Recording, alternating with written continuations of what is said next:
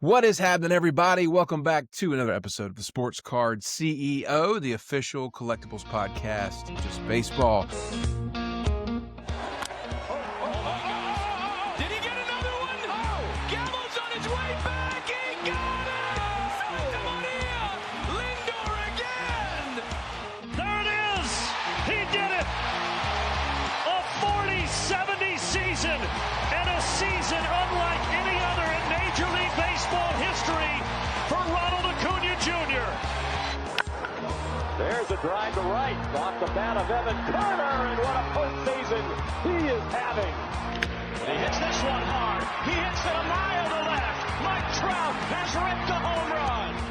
What's up, guys? This is Mike Trout, and you're listening to Sports Card CEO with Kern, Bubba, and Hand. Boys are in the house this Thanksgiving week, and we are getting geared up for the holidays. Gentlemen, how's everybody? Doing well. How are you? Couldn't be better, boys. Couldn't be better. Down at the farm, getting ready to... You fry your turkey, don't you, Bubba? Yeah, you look like a fry guy. I don't fry my turkey. I've never been allowed to be the turkey guy. There's always been some old guy in our family that had to do the turkey. I guess I'm about to become that old guy in the years ahead, so I better start learning. I was going to say, you're getting there, all right. Yeah. You look like more of like the guy that cuts the turkey. Do Turkey. do y'all have pigeon? We have squirrel here. Squirrel. Yeah. And So with a side of sushi. In New York, what do y'all do? Is that like a... We eat turkey just like you. Do you make a turkey, or what do y'all... We make a turkey just like you. You make a turkey? Yes, we are normal Americans. We Is that stuffing and DoorDash? mashed potatoes and string beans and the whole nine. So to the Mandel Kerns, do y'all do, like, y'all make the turkey, or do y'all cater it in? Is it like a whole big event? No, we make the turkey. You make it. You We make make the it. turkey. We buy the bird from the store, and it's made. Dang, I love it. I love learning about New York. Yeah, we're pretty normal here. Y'all are Big so city. funny. This is so good. What do y'all do in Wilmington, North Carolina, turkeys? Do y'all have turkeys, or do y'all have pheasant? What do y'all have? This year, there will be no turkey. We're actually going to, oh boy, Turkey Land. That was good. We're headed down to Disney this year I love Disney. with all 13 of the Ham Squad, my brother, his kids, mom and dad. But normally, yes, same deal. I will tell you this, the Ham family Thanksgiving tradition that will not be broken this year is what's called strawberry stuff. It is strawberry pretzel salad. It's like a layer of pretzels with butter and sugar, and then it's whipped cream, cream cheese, and then it's like strawberries on top. It's something we do every year. It's called strawberry stuff. That is our tradition that will not be broken. Is it good? It's fantastic. Can I have some? It's amazing. I'll mail it to you. I'll overnight it to you. Yeah. Kurt overnighted me a pizza one time and didn't tell me that he overnighted them, so they sat on my porch for 4 days when I was in Florida, and I never got to eat them. I don't think that was me, actually. I think that was Nick Tucker. Nick Tucker sent them to me? Nick Tucker sent you those pizzas, not me. Really? I Yeah. love it. I didn't I think I told you about it. That is Really? fantastic. Yeah. Well, not to go off track, but it is Thanksgiving week, so we just wanted to have a little bit of chatter about it. But diving into today's episode, boys, we are well into season 2. We've gotten through the gamut of the Sports Card CEO interviews, and now we're diving into some hobby talk, some hobby news. And we start every episode off with the round table. So we're going to save Kern for last because has last. You're not batting leadoff today, buddy. We'll put you in the third hole, the third slot. Bubba, you lead off, then I'll go, then Kern. You know, I've been kind of dabbling my way back, but I'm officially back. And I think Kern can vouch for this. I think He's back in a big way. Ham, you can probably vouch for this even. Like, my brain is like on business overdrive again about cards and what we're gonna do, and I'm just excited. Like, I mean, I've started to buy again. I've got a good pulse for the market again. I've started to compile my list, which I hope we're going to talk about here very soon. I sent Kern kind of my initial list of value guys, buy low guys, forgotten guys. Matt's going, why don't I get that list? You get that list too. This was just this was a validation thing, saying, what do you think? And he shot my list down and like, why do you like... You could take your list and shove it up your ass. Here's my list. He said, why do you like Spencer Jones? That's because he hits bombs and he steals bases. He's 6'7". That's why I like him. He's Aaron Judge 2.0.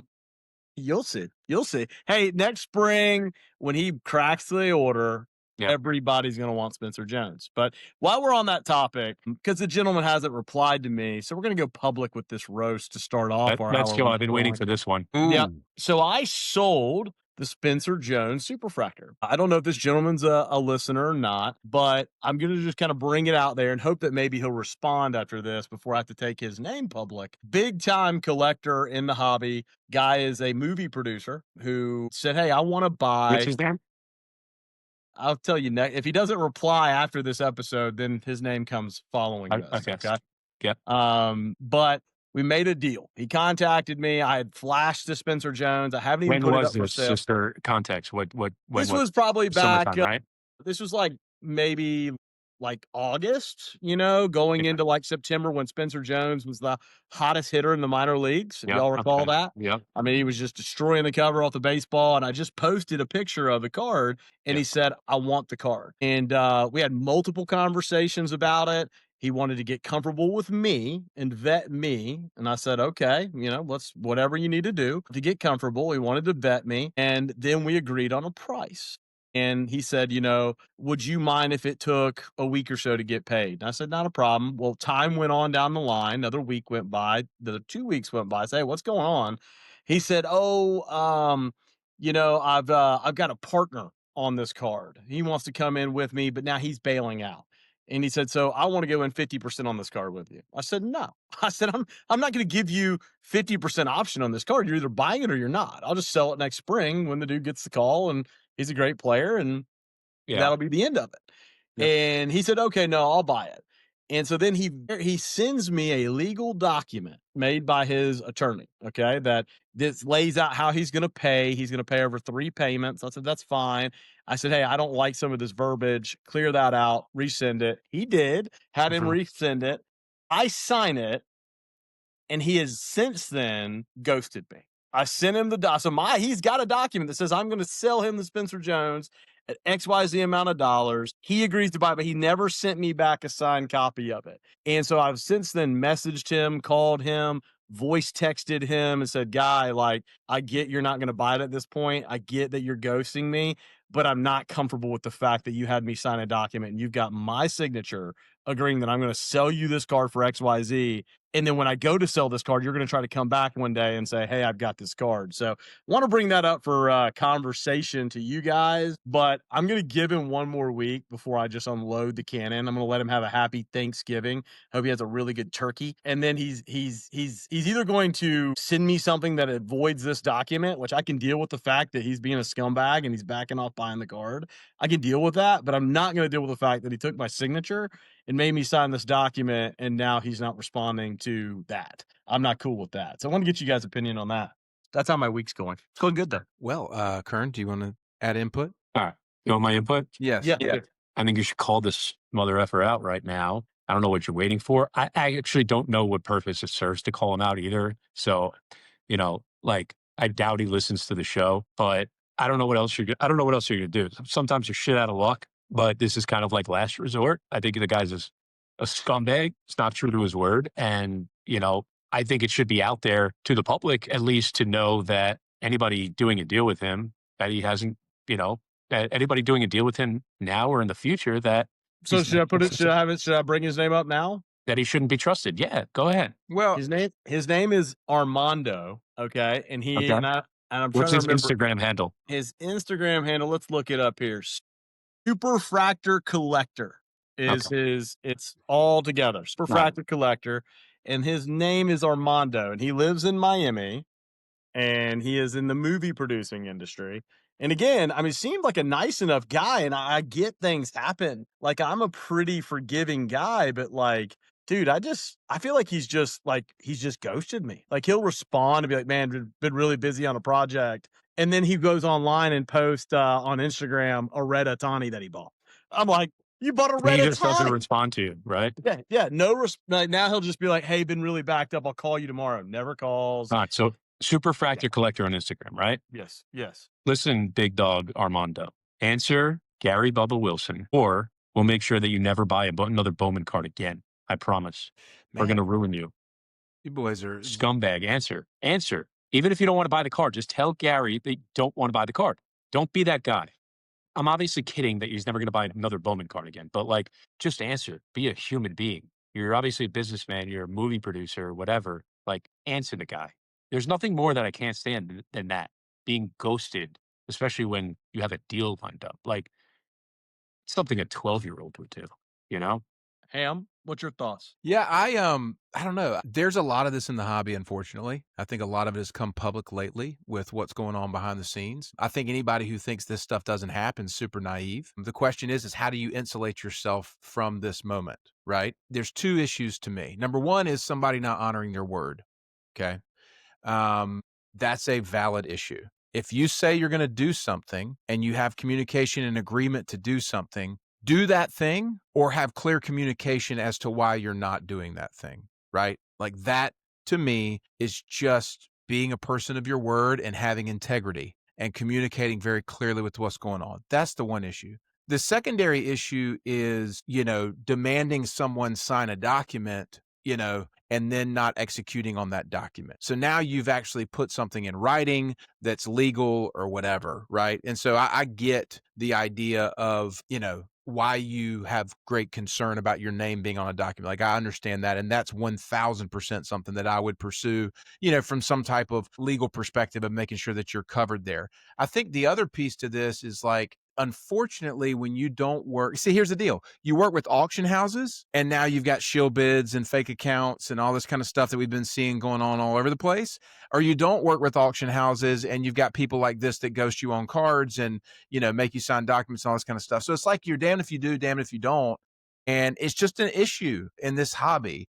And it's an unregulated hobby. It's not the, trading stocks or whatever. So I don't know. There's issues here, but I'm a person who is less inclined to kind of like publicly address issues. But Here's that's the just me. thing. Here's the issue I have with it, right? It's very prevalent in the hobby, obviously, right? Yep. But it's to me, it's very unexpected from somebody like this that seems to have, somewhat of a high profile Instagram and, people know who this guy is, right? Like I think he owns a really big NASCAR card. Is that like what it is? F- Yeah, like I don't know, somebody like that who people know who it is. Like it's just unexpected, so it kind of hits a little different, you know? Well, to that point, there's a group on Facebook that we're a part of called Old School. And there Yeah, was a particular gentleman in there who was just banned from Old School because he was trying to kind of like scam people out of like multiple six-figure deals. And he was reputable in the hobby. Everything was positive.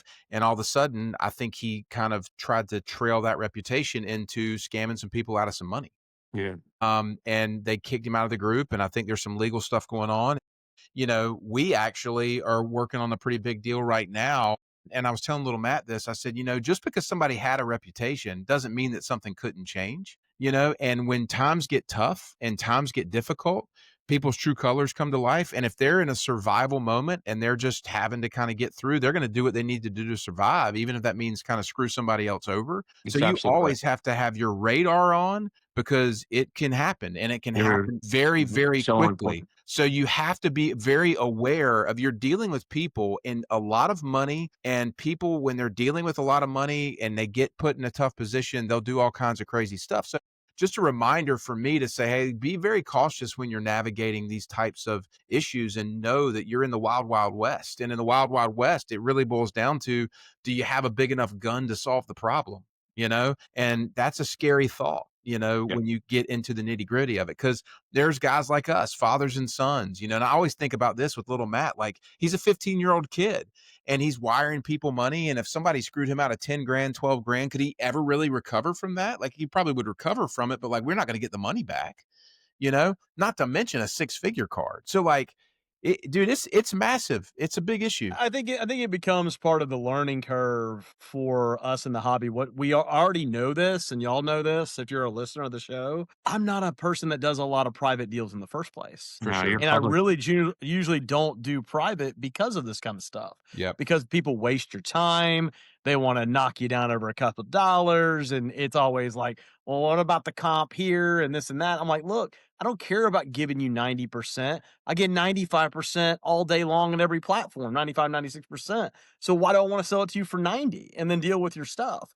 But what it really taught me, I think, in this situation is that I don't want to shut down doing private deals, because I met both of you guys through that. I met some Yep. great people through private dealings.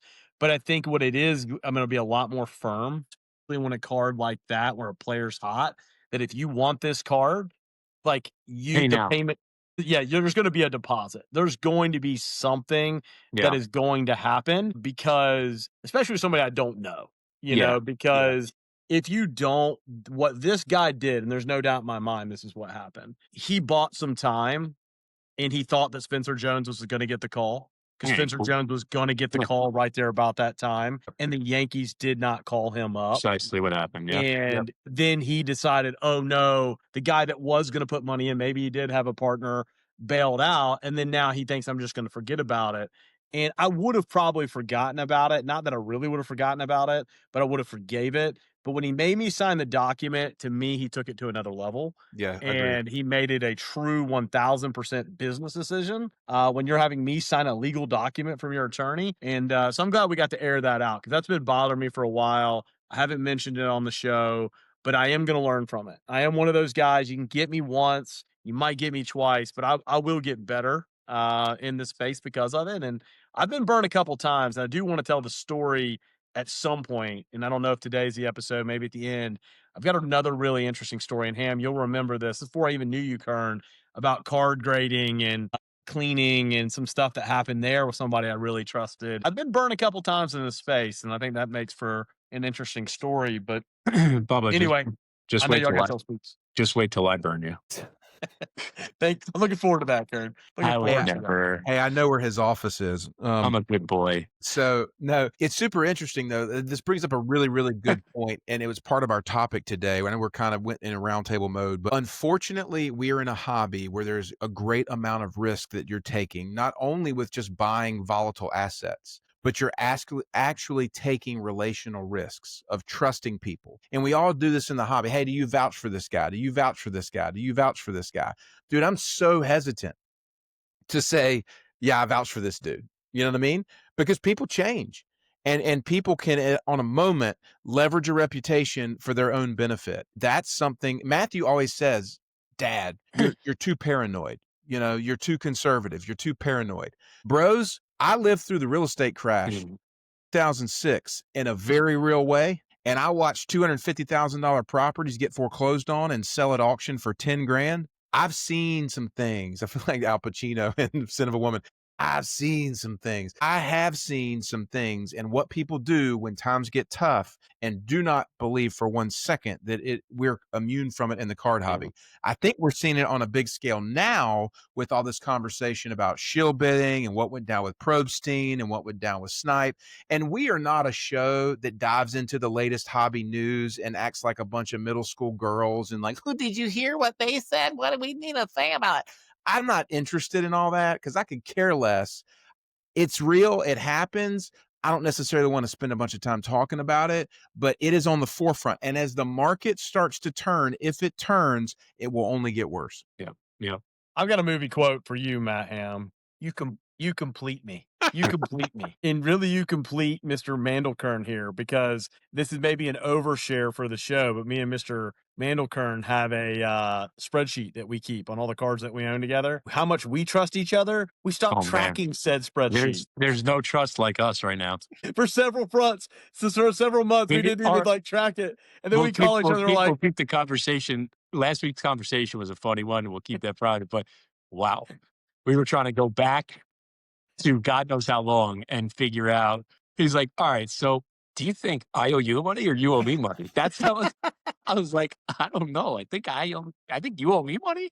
I don't know. Which is it was pretty funny. It is. That's trust right there. It is hilarious because like when we were together in Atlanta or whatever, like I literally bought a pizza for our families and kids, but Bubba sends me like $25 on Venmo, and I'm like, bro, we just split a case. I owe you like $2,000 over here. Why are you sending me $25? I got to keep my money, and I got to know where I'm getting money out. That's what I told Kern. Like, if I don't get it done right then, my personality, it's probably not going to get done. I'm one of those type personalities. Well, I wish I knew that prior, because that's like kind of the way I operate too. And I just was like, I like it done now. You know, like let's figure this out now. That is so good. Well, back to the round table. We're like halfway through the show. Now we're still in the intro season. For Ham House this week, I told little Matt, I said, sell cards this weekend. If you ever want to buy cards again, that was kind of the thing. I put a demand on him because he saw these Jordans that he wanted to buy.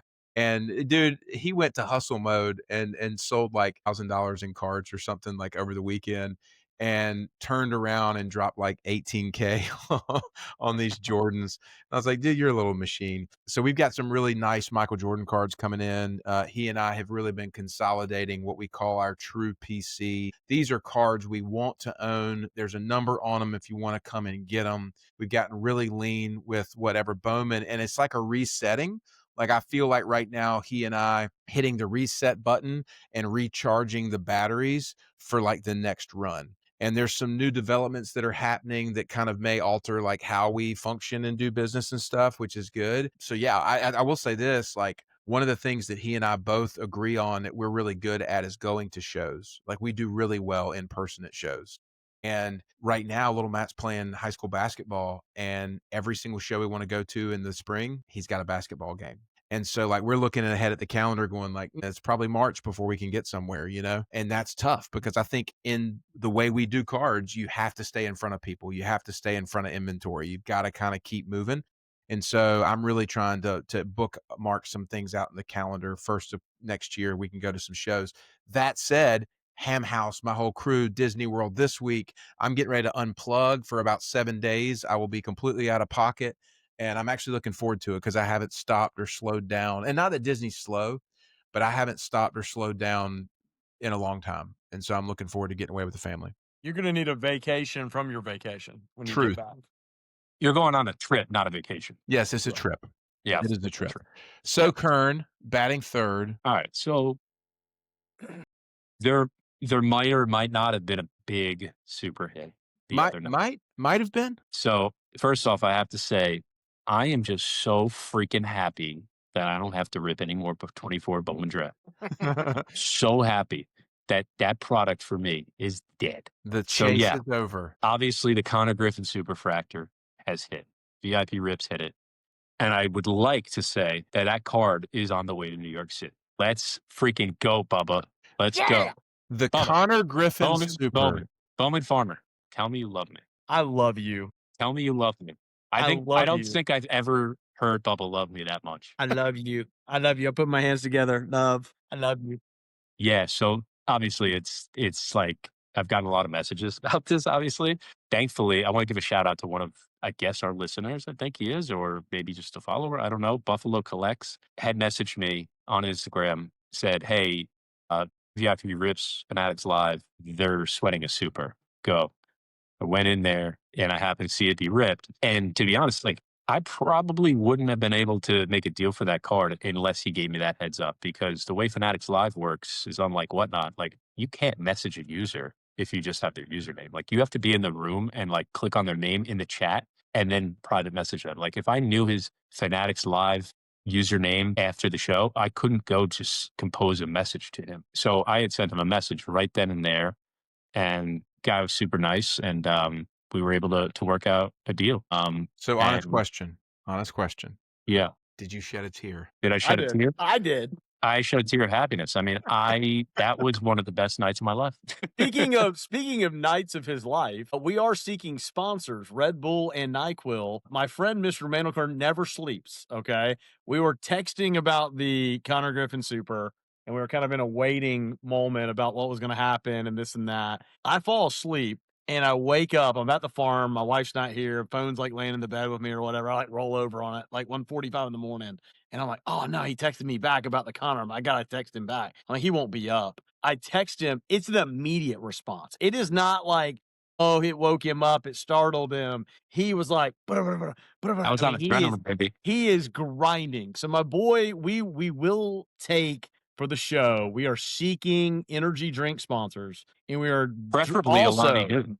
Also seeking things that help my friend sleep. He needs sleep after this whole event. The dude is a night hawk. He gets it done. People want to sit there. I want to give a shout out to Eric right now. People want to sit there and say, oh, Eric just, he does all this stuff online. He gets these superfractors.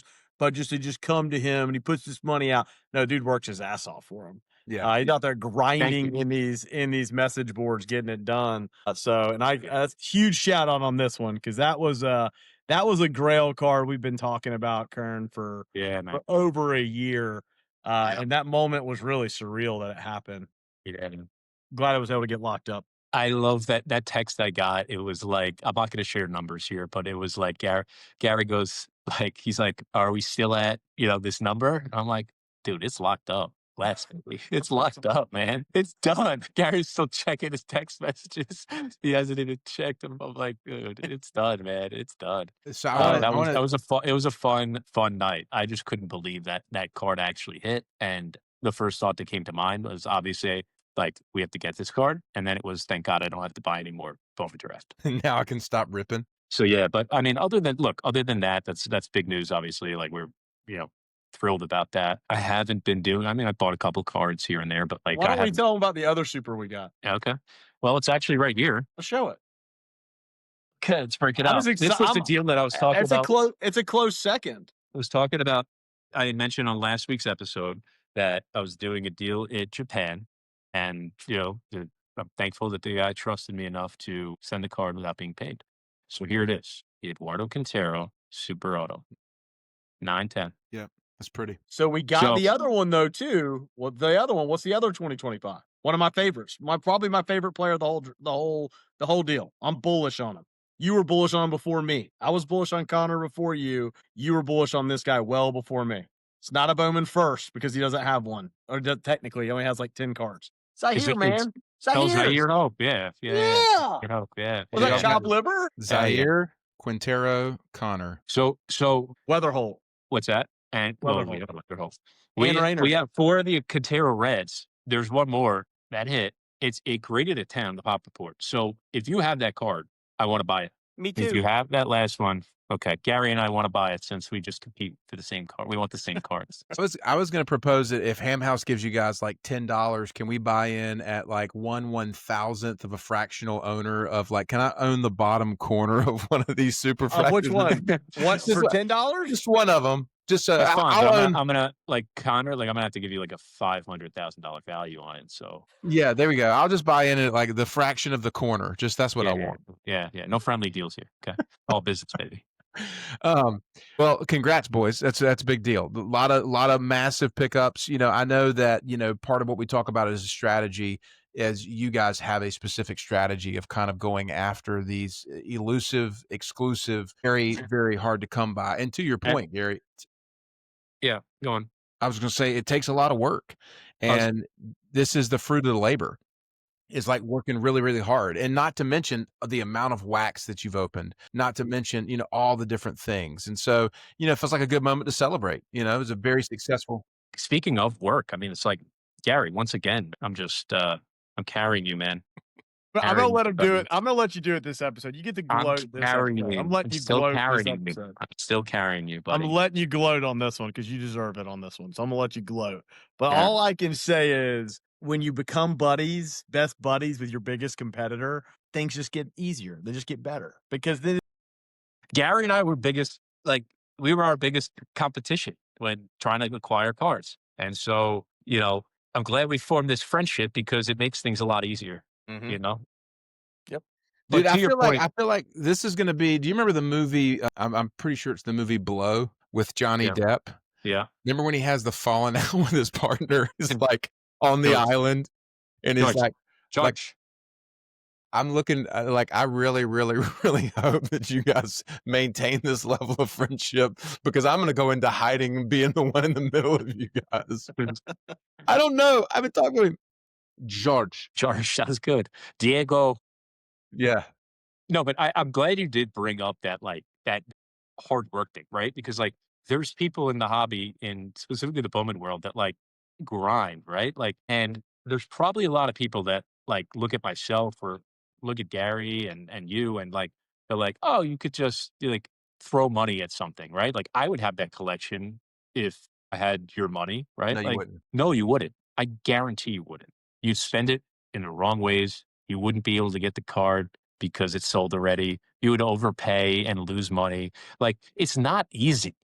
is not as easy as you think. Yes, it's great to have the financial flexibility to be able to have those conversations, but you still have to work for it. And I'm not even talking on just a super scale, like a smaller scale too, if you want to acquire like Sure. golds and blues and refract. Like you can't just like throw money at shit and expect to make money. Like you have to buy the right players. You have to buy the at the right time. You have to sell it at the right time. You have to, you have to know when to grade, when to not grade. You have to know when to sell versus when to hold. Like it's not as easy as you think of just buying, buying, buying. That's how you get yourself into trouble. Yep. Well, on that note, I think that's with the road to 100,000, which I know a lot of y'all were excited about, which is not dead, by the way, which will be coming back season 2. Just on hold for now. That's all. The reason it was on hold is because of what you just said. It's not easy, number one, and you're Yeah. not going to go out at the wrong time of the year and go buy cards. Nope. If you're buying cards in September and October, and then it's the hardest time of year to flip baseball. It is incredibly hard to buy them and flip. Almost everything I am buying right now, I'm buying with 6 months ahead, at least 4, 5, 6 months ahead. I'm thinking about February, March, that time frame, April. I'm thinking Yeah. about guys that, maybe in June, July, August of next year, we're sitting there talking about, oh man, they had a bad finish to the year, or oh, they had a down year. Those are the type of purchases where you make your money. Like Yeah. I have never been really good. I mean, Ham's probably, from all of us on the show, they're probably the best at quicker flips because they're able to kind of read that pulse, and it can be done, but it is really hard in this current market. Like Ham, you and I talked about this yesterday, I think. Like this market reminds me, and we can go right into this topic if y'all want, but I was talking to my stock guy earlier today. It is a replication of the stock market, what we're seeing in cards. If something is booming, it is booming. Like Google stock today. I don't know if y'all saw what Google's doing. Google, the news came out today that they've got a chip that's going to rival NVIDIA, right? NVIDIA's been the booming stock forever with chips for AI, right? Well, all of a sudden they say that Google now has something that's going to rival NVIDIA. What happened in NVIDIA stock today? Down. Google flew, NVIDIA went down, right? And that's the way it happens. Meta had they came up, started saying that Meta was we're going to have an AI bubble. I'm sure y'all been hearing about that. Well, what happened to the Meta stock? Well, it crashes. Everything AI is crashing. Everything NASDAQ's crashing. Well, now it's like, oh, well, the bubble's not going to happen. Here it goes. Well, sports cards are the same way right now. Like if bad news comes your way on a player and he's not playing well, he is going to get smacked. And like little Matt last night sent me, and I love this player. I'm not picking on this player, but I'm just going to use this person's name. He sent me a card last night, said, "Are you interested?" It was a Nick Kurtz orange, PSA 10. Beautiful card. Love Nick Kurtz. Think he's a great player. But when a PSA 10 orange is selling for almost $25,000, that scares me. Gary, you once sold me one of those. What did you sell me that for? I think I 45? fleeced you on that one. Yeah, I think you did. Thanks for reminding me. I think it's like a $3,500 sale to me. Yeah, I was doing you a 2 friendly weeks later, favor the there. card was worth $15,000.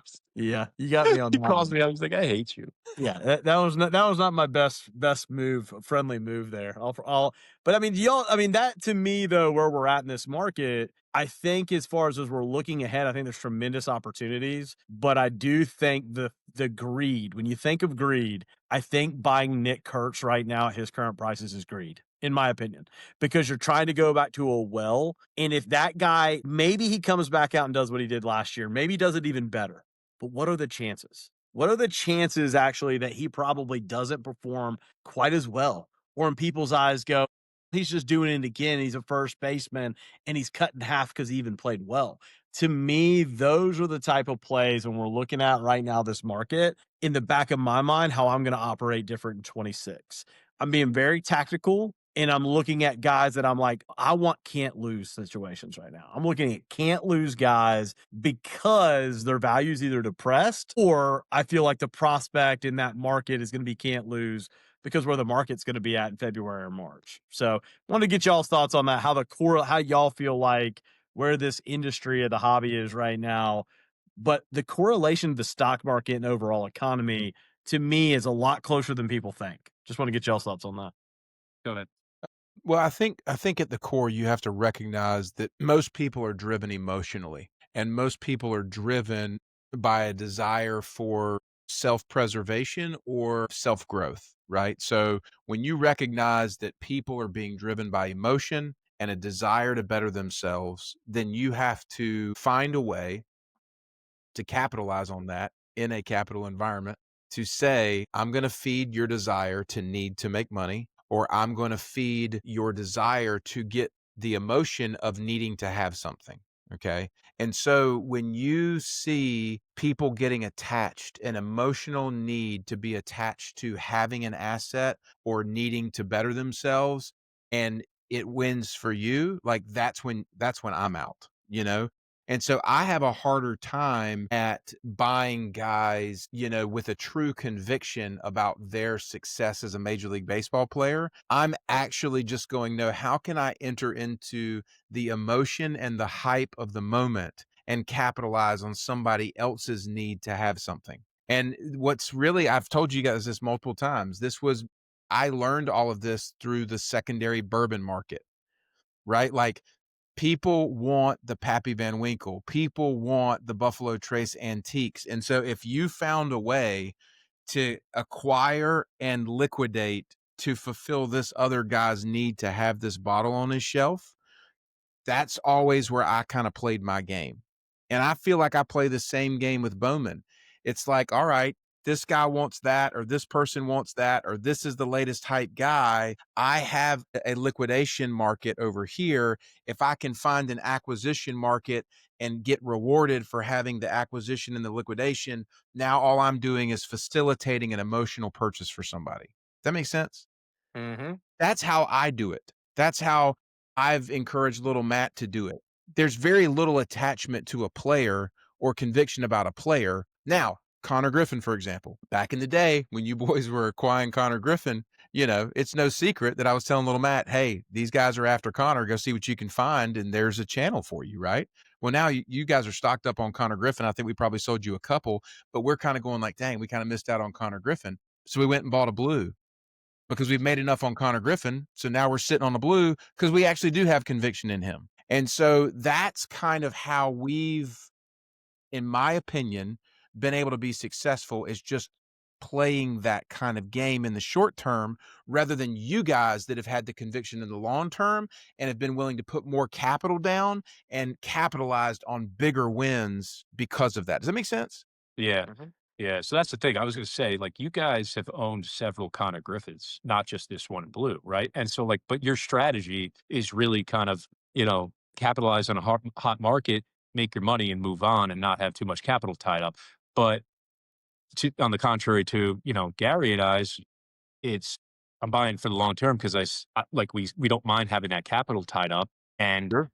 you know, it's for looking for the bigger gain, but like had you held on to those, you'd have a bigger gain, but you'd also have less capital. But like Gary, to what you were saying, kind of comparing it to the stock market, I kind of like think of along the same wavelength as that, where it's kind of like this up and down and stagnant situation, but I go by the player, not necessarily the card market. Like this specific player, where is he on this graph, right? And that's kind of like how I determine whether it's a good buy or not. Like somebody like Nick Kurtz, right? Like that orange. Obviously, I'm not buying that card at $25,000 right now or $20,000 right now.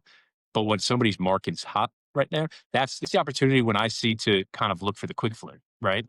Search, search all the places that I can possibly search. And I think little Matt does this really well of finding that hot market, using his resources and his network to find that good deal and capitalize on that really hot market and making that quick flip. Yep.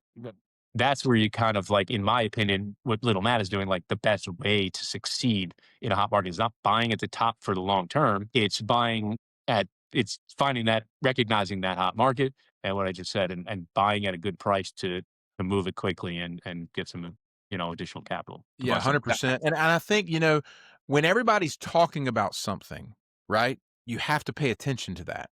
Like when everybody's talking about something, you have to capitalize on that moment right then. It's Now, what with Bowman, absolutely. like we wait for the hype. It's called the hype period, right? Yep. And then That's what you're waiting for. once that hype window is kind of gone, like you have to understand, all right, that hype window's kind of passed, who's the next latest and greatest. Think about this, dude. Think about Jacob Wilson early in the season. Everybody was saying rookie of the year. And then it ended up being Nick Kurtz, And I mean, think about, I mean, again, I know you're into him a lot, Kern, but Churio, think about Churio's hype when his stuff peaked, and then you look at Caminero, who still in a way hasn't. You think about Holiday, I was looking through a stack of cards at a show the other day, and a guy whipped out a Tamar Johnson.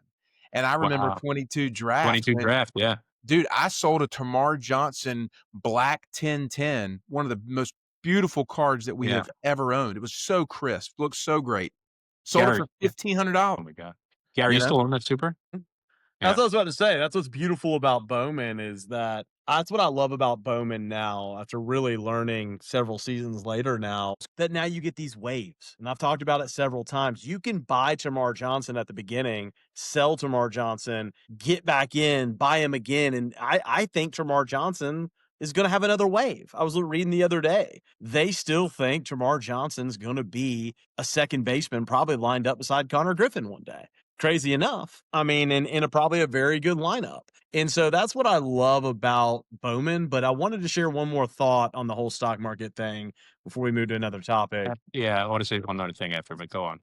So we are almost, if you sit here and you think about it, we're three guys talking about a show. We're almost like stockbrokers of our card business. If you think about it, we are navigating a daily market of ebbs and flows of different stocks and names. But I think the number one thing, if I was doing a reflection episode, we should do a reflection episode, by the way, into the year, what we did well and what we didn't. One of the things that I think has changed the most in me, the show has, is that every week I have to reflect about my own collecting and my own ideas. The most dangerous place in the card space is when you start, just like a stockbroker starts thinking that all his ideas never go wrong. When you start understanding that the likelihood of them going wrong is actually higher than you think, then you start operating differently. They're more likely to go wrong than they are to go right. When you start buying that way and selling that way and operating that way in reverse, when I first got in, everything I bought, everything I thought I was buying was going to the freaking moon. Yeah. I'm just going to hold it. It's going to go to the moon. Don't worry about it. Kind of the Shohei Ohtani approach, right? That's why I've never bought him because it just keeps going up, up, up. Well, that's how I thought when I first got in, everything went, right? And in reality, in Bowman, it most likely doesn't. So you've got to find that entry. You've got to have that conviction. And so my biggest piece of advice out of today's episode would be take your own idea and try to test it 2 or 3, 4 different ways and say, how could this go wrong? What is the entry point? And I feel like I do that now in my process better than I ever have. Yeah, I was going to say, you sound like me. Yeah. You sound like me. Like that's literally how I think. I literally think, what's the worst case scenario with this? And then I move. And that's weird because, like it makes me feel like I am constantly looking at the negative side. But when I know what my negative downside risk is, I can capitalize on whatever smaller upside. It's when you get this fear of missing out, this FOMO, and you start thinking that, well, it can't go wrong. Like I've lived that season of my life in real estate and got hammered. So that's funny that you said that. Kern, you had a thought to it. I want to interrupt you. I mean, it's kind of separate from that, but it was, I was just going to say, the December hot stove trades, all that kind of stuff is coming up. And, it's something we don't talk about very often. Trades really, as a Bowman guy and prospect guy, like they scare the hell out of me, Yeah. I've gotten burned by a couple guys that have been traded, and like we don't talk about it enough, and it's not thought about enough necessarily. Like you shouldn't put too much thought into it when buying, right? But like you start seeing rumor mills, and like a trade can significantly move value. Dylan Head, for example, his market was never skyrocket high, right? He was always good value, but he was a first round pick for the Padres in a good system. Once he was traded to the Marlins, game over. These cards are worth nothing. Dude, look at Leo. Look at Leo. I mean, Leo all of a sudden gets traded in his market. And Leo, to me, is like, I was looking at my list the other day. Leo is 100% going to be a buy again. And I don't know if it's right now. I don't know if it's in the spring or the summer. Leo is the real deal. Yep. But his value when he got traded to the A's, it's like, oh, the A's never have it. You can't have prospects. Bullshit. Look at Nick Kurz. No. Look at Jacob Wilson last year. I don't buy that anymore with the A's. No, I don't buy it with any team. If a guy is a baller, Konnor Griffin, if you're a baller, I don't care if you play for the Pirates. I don't care if you play for Charlie Condon for the Rockies. If Charlie Condon balls out, his prices will go up like Nick Kurtz's. Yeah, but if you're looking for those marginal wins with mid-tier guys like a Dylan Head, I was just giving an example about, like, kind of screws you, because you really got to Yeah. stand out above the rest of the pack, and he doesn't, and so he kind of gets lost in that Bartlett system, and it's not a great system. This is one example, but it's just something to keep an eye on. It's always interesting when the trades go down. It's like I used to pay attention to who's the big centerpiece from a major league standpoint. And now it's like, okay, what prospects are they giving back? Like you see Jeff Passan, like 4 prospects coming back. It's like, okay, who is going back? That's the most important part to me right now. I think that the moment we're in, here speaking of a guy, the Ham House, we actually can own some one-of-ones too. Did you know that? No, Really? Not oh my God, super, not supers, but look what we found this weekend. What is that? It's an Xavier Isaac Papa. Y'all love Xavier Isaac. Oh my Well, God. don't necessarily love Xavier Isaac, but this card walked up at a show, and it's a one-of-one prospect card. Isaac is a guy, right, that we're kind of talking about. Like, his value has dropped significantly, right? He's still in Tampa Bay. He's in AA. There's some swing issues or whatever. Do y'all? Oh, there's some swing issues. Do you feel like it's done for Xavier Isaac? Or do you feel like there's another window? No, there's a window. You do. And that's fine. I mean, we own. I think he's Dominic Smith 2.0. I never saw that.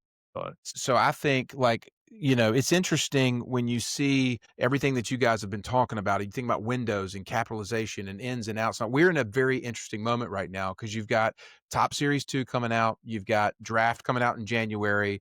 There is this sleeper window between November. date and then draft in January. You've got this window right now over the next 60 days where there's going to be a lot of eyes on, the new stuff, the Connors, the McGonagalls, you know what I mean? And then I think what's interesting about us is it's like, okay, who's not necessarily on the top of the radar that all of a sudden come March, April, boom, you know what I mean? Here they are. Perfect opportunity to preview next week's episodes, right? That's what we're going to be talking about next week. Those guys, the list that starts going, who are the buy lows? Who are the targets? Who are the guys that we should be looking at that people You got aren't? 1 week to buy. You got 1 week to buy right now, Ham. I'll send you the list today. You got Before 1 it's week starting to buy. 1 week. We might want to delay. Like, can we delay that episode till after Disney? Because I'm going to be in Disney. Like, I'm not going to be in Disney, like, making card deals. Speaking of Disney, I've been buying Disney cards. Oh, gosh. I know. They're kind of cute. Ladies and gentlemen, listeners of the Sports Card CEO, Not like please big send cards. help. Please send Buying help into a few breaks here and there. to 34th Street Avenue in Manhattan to a one. Is this the same guy that was talking shit to me about buying kabooms in downtowns? Now you're buying freaking Daffy fucking Duck? Come on, dude. What the hell? Duck. Just wait till you hear that I'm getting SpongeBob. SpongeBob. Oh my Does God. it come with an auto too? Daffy Ducks, some random dudes autographing Daffy Duck. want a It's good- authentic though. You know It's how, the like, real What's Daffy Duck. better than a sketch card? You know how, like, Real every Daffy Duck. single vice, like, spirals into, like, the possible worst, you know what I mean? It's like, that your vice has gotten bad when you're buying SpongeBob cards. Baseball's bad. slow, ladies and gentlemen.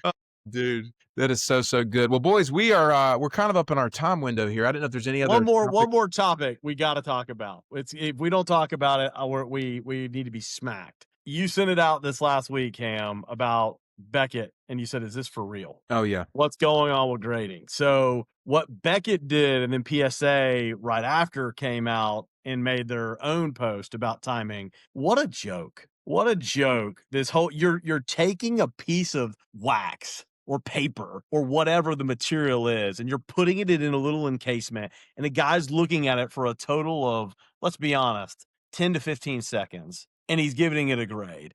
And you're going to say, in Beckett's case, that you're not going to get grades back till March? You realize they're telling people that it's going to be March for orders that were sent in October, okay? March. Then you got PSA coming out and capitalizing on it. It just basically saying, well, yeah, we're going to delay ours too because they can.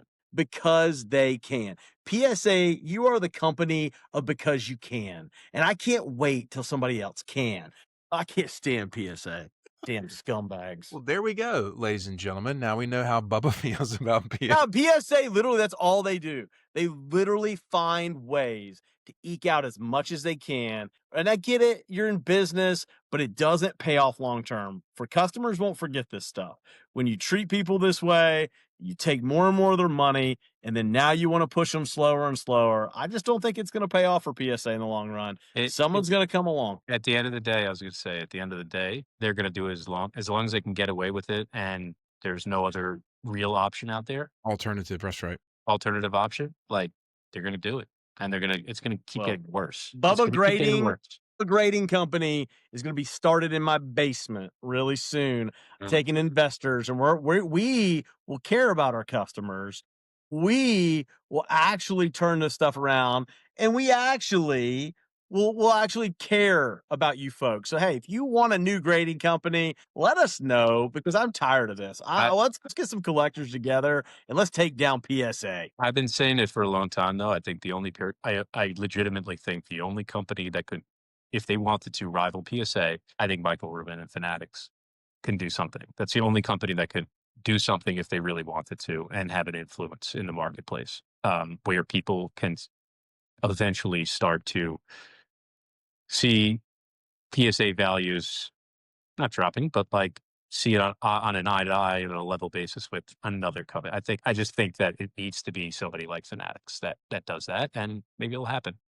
If somebody had purchased Beckett, let's say the three of us purchased Beckett, and we purchased it, we bought it, we put our money together, we brought a group together, we bought it. Could Beckett be fixed and fixed fairly quickly, in y'all's opinion? Well, the question is what would allow it to be fixed? That's the big question, because in the eye of the beholder, a Beckett 9.5 is in no comparison to even like a PSA 9 right now. You know what I mean? And so what stops Beckett from saying, hey, we're still going to have a pristine 10, but now we're going to have what's equivalent to a PSA 10 that's coming out. It's just called a Gem Mint or whatever they want to call it, 10. You know, we got our own Gem Mint 10 that came out, or Perfect 10, or whatever they want to call it. What's stopping them from doing that and saying we have two different levels of, we've got a black label, we've got a pristine, and we've got this? They've already got the other two, and come out and give people the value for that 10, because the reality is, and you do this, Matt Ham, and you do this, Eric Mandelkern,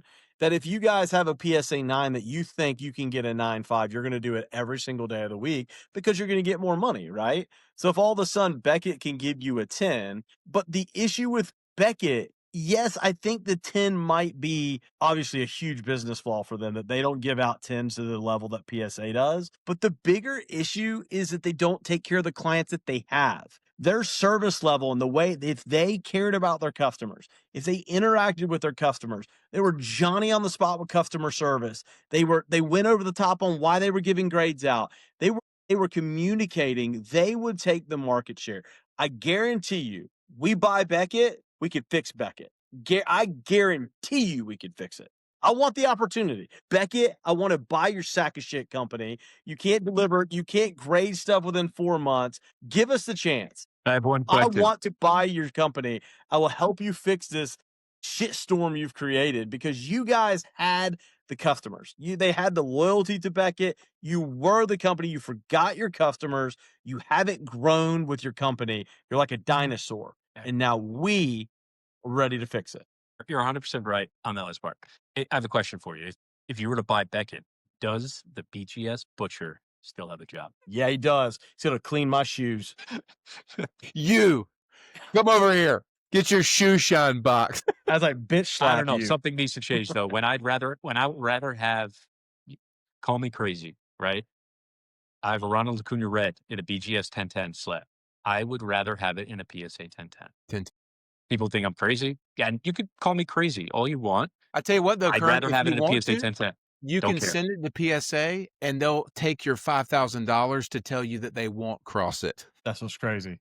That's what's crazy. Man, I don't disagree with that, but I also think, Kern, that it doesn't take very long for people to want to start using Beckett again at that level. Beckett's just fallen out of favor. Bottom line, it doesn't take that long to, if Fanatics had an offering, or even Beckett had an offering again, and there was, it goes what you're talking about earlier. The whole theme of this episode should be what you talked about earlier, Ham. It's perception. It's hot and cold. Beckett was hot, then PSA was hot.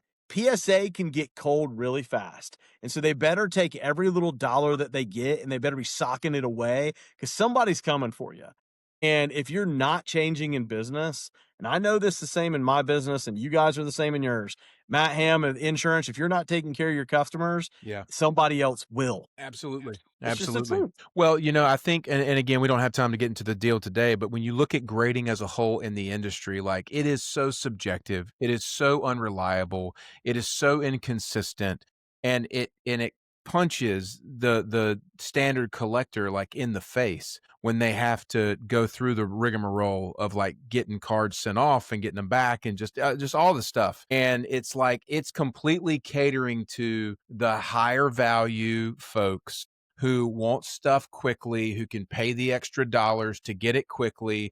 And it's fostering that kind of environment so that your average everyday collector on cards, like I had a guy come up to me at the show the other day. He's like, "Hey, do you think I should grade this card?" It was like a $50 card. And I go, "No." He said, "Why?" I said, "You're going to pay $30 for them to send it back to you in 6 months with almost a 0% guarantee that it's going to get a 10. You know what I mean? Like, why would you ever deal in that? And so the market is getting catered to a certain type of clientele, a certain type of card. But when you start burning people on $2, $3, $4,000 cards and they get tired of dealing with it, this is what you get. You get customers who are dissatisfied with their experience, with what they're getting back, and it only takes a matter of time before that changes. To me, last thought on this, and I'll let it, and that's the last thing I got really for today on this topic. But getting a 10 or getting a grade back in general, to me, should be one of the most fun things in the hobby. To me, a grading reveal when you get that box and you open that card back or you open that email. I don't know about you, Kern, but it's one of my favorite things when I get it back. And my kids, my little kids, when they get it back, they're so excited to get it. This is not that hard. You have something as a grading company that people are excited about. All they want is for you to deliver it in the most efficient way and take care of them as the customer. And when you go and you get BGS butchered every single time and you open that box for no reason, with no communication, which Beckett's doing, and then you take months on months to get product back, you are sucking the wind and the joy out of that piece. PSA, I hate getting taken advantage of, and that's where I hate PSA. They're taking advantage of their customers, and everybody knows it. And so my point, my final thought of that is, let's get the joy back into grading. We need a grading company. I'm going to start a company called Joy Grading because it should be a joy. It should be. It's fun. Love it. It's supposed to be fun to grade. Happy Thanksgiving, everybody. Yeah, happy Thanksgiving. Happy Thanksgiving from the sports card CEOs. I Double love it. birds. Gary, take a moment after we finish today's episode and go jump in the lake behind you and cool off a little bit and swim around and just enjoy yourself. Grading is the one thing that gets me, man. Grading, it really gets me riled up. Y'all can't tell. I just, it's criminal. I love it. Well, gentlemen, it was good. It was a good show today. Good Pleasure. chat. Jumping back into the card stuff for our listeners. We have not forgotten the impression of the sports card CEOs, our little giveaway. We've got some stuff to play for you guys that some of our listeners have left that are hilarious. So if you have any final thoughts on impressions of the sports card CEOs, you can give us a call in 888-POD-CEOs and leave your impression on there. We'll do a little givey here as we head into the Christmas holiday, I'm assuming in the next couple of weeks. But boys, be safe this week. Be good. And stay safe out there with all of the drama in the hobby that we all know and love. Kern, enjoy your fresh pigeon. Enjoy your fresh pigeon this holiday season.